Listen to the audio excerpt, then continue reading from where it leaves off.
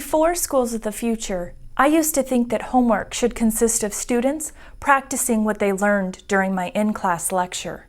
But now I know, thanks to the flipped classroom model, my students are benefiting more from using those practice problems in class while collaborating with peers, and their homework now is watching video lectures at home. Before Schools of the Future, I used to think that students learn best in a traditional type setting where the teacher is the sole dispenser of knowledge and information. Now, I think that students can benefit from a variety of methods that include the use of technology, some lecture, student interaction with their peers, and direct application and practice of the skill. Before Schools of the Future, I thought that I taught biology. Now I know that I teach children.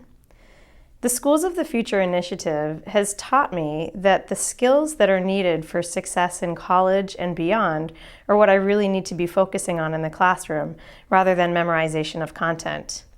How I've transformed my classroom is through doing more collaborative work, scientific inquiry, and other activities that allow the students to work on those skills so that they can practice and be ready so that when they go to college and when they get their career, they can do things like think creatively and analyze, and they will be much more successful for their future. Before Schools of the Future, I used to think school was boring, but now I'm excited to go to class and I'm engaged in the hands-on activities. Before Schools of the Future, I found it difficult to stay focused in class, but now that I'm involved in the other students' thoughts and perspectives on the matter, I find it more easier and enjoyable to do.